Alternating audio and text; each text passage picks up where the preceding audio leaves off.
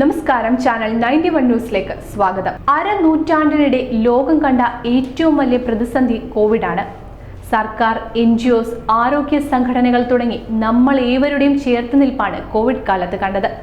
പ്രതിരോധത്തിന്റെ ഭാഗമായി ലോക്ക്ഡൌണുകൾ, സോഷ്യൽ ഡിസ്റ്റൻസിംഗും മാസ്കുകളുടെയും സാനിറ്റൈസറുകളുടെയും ഉപയോഗം നിത്യകാഴ്ചയായി. ഇതെല്ലാം നമ്മൾ തരണം ചെയ്ത ന്യൂ നോർമൽ ലൈഫിലേക്ക് കടന്നു. പക്ഷേ കൊറോണയുടെ ആഫ്റ്റർ എഫക്റ്റ് വിട്ടുപോയിട്ടില്ല. ക്യാൻസർ വൈറസ് പോലെ നമ്മളെ അത് കാർന്നു തിന്നുകയാണ്. സാമൂഹികമായും സാമ്പത്തികമായും മാത്രമല്ല, നമ്മൾ ആരോഗ്യപരമായും തകർന്നിരിക്കുകയാണ്. ലക്ഷക്കണക്കിന് മരണങ്ങളും തുടർച്ചയായ ആരോഗ്യ പ്രശ്നങ്ങളും കോവിഡിന്റെ ബാക്കി പത്രമായി ഇപ്പോഴും നിലനിൽക്കുന്നു. കോവിഡ് ബാധിതരായ പലരും അണുബാധയ്ക്ക് ശേഷം തങ്ങൾക്ക് എന്തിലെങ്കിലും ശ്രദ്ധ കേന്ദ്രീകരിക്കാനുള്ള ബുദ്ധിമുട്ട് പോലുള്ള പ്രശ്നങ്ങൾ ഉണ്ടാകുന്നതായി റിപ്പോർട്ട് ചെയ്തിരുന്നു.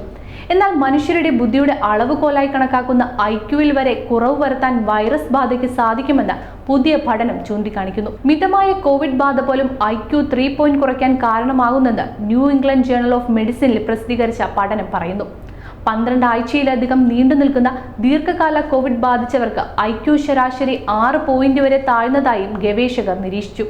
കോവിഡ് മൂലം തീവ്ര പരിചരണ വിഭാഗത്തിൽ പ്രവേശിപ്പിക്കേണ്ടി വന്ന രോഗികൾക്ക് IQവിലെ വീഴ്ച 9 പോയിന്റ് വരെ ആകാമെന്നും റിപ്പോർട്ടിൽ പറയുന്നു.